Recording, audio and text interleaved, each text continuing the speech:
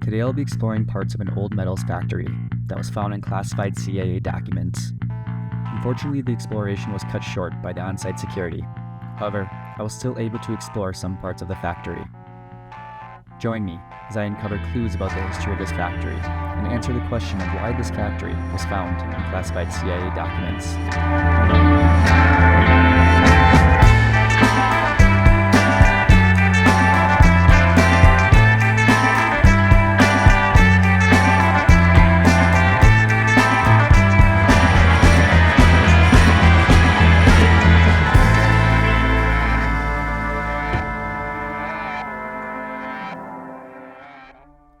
The story of this metals factory begins in the early 1940s, when it was initiated by a German-owned company with an ambitious goal to reach a 60,000 ton per year capacity.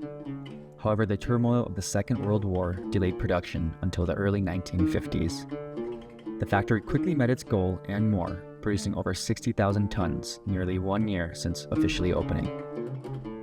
To keep up with the high Soviet demand, the factory undertook significant expansion efforts in the mid-1950s. The factory produced over 100,000 tons of precious metals and scaled up to over 2,000 factory workers, making this area its own mini-town of factory workers. This turned this factory into the Soviet Union's main supplier and a very important asset. This of course caught the eye of entities around the world, including the most unexpected, or expected depending on how you look at it, the Central Intelligence Agency, better known as the CIA.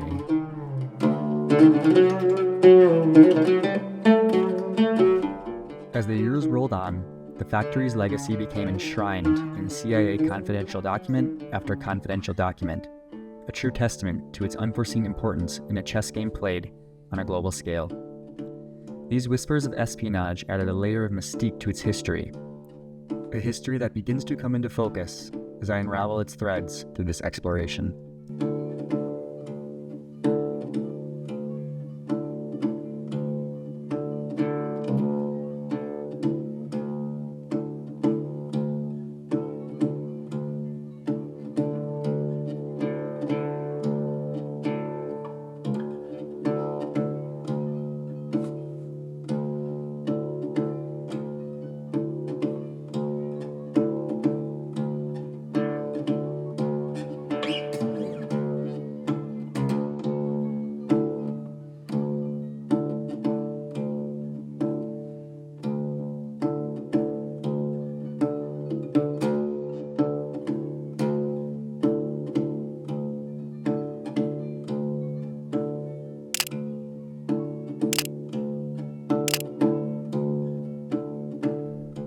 The CIA's scrutiny of this metals factory was a significant indicator of the complex interplay between global industries and international espionage.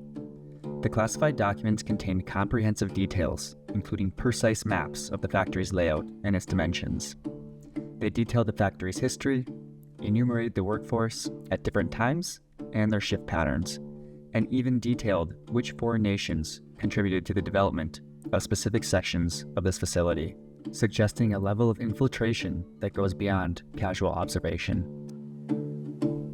This factory wasn't on a CIA target list, but truly illustrates its strategic importance throughout the Cold War.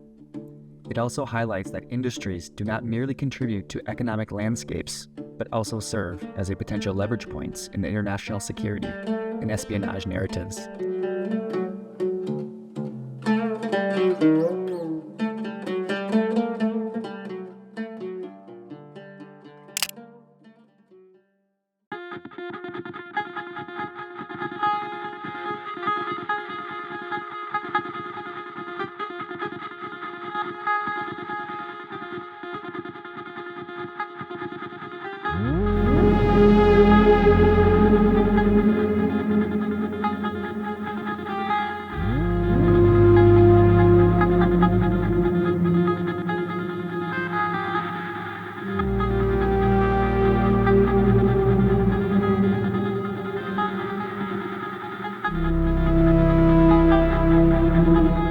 By the year 1970, the factory had undergone significant expansion, reaching a production capacity of over 300,000 tons per year.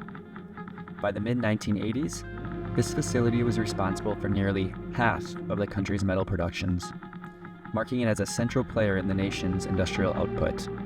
However, the end of the Cold War and subsequent shifts in the global economy presented challenges that the factory could not surmount.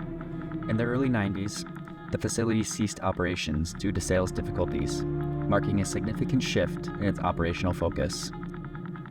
The closure of the factory and the cessation of its primary production activities were not the only legacies left behind. The site and its surroundings became known for contamination with heavy metals and other pollutants, posing significant risks to both human health and the environment.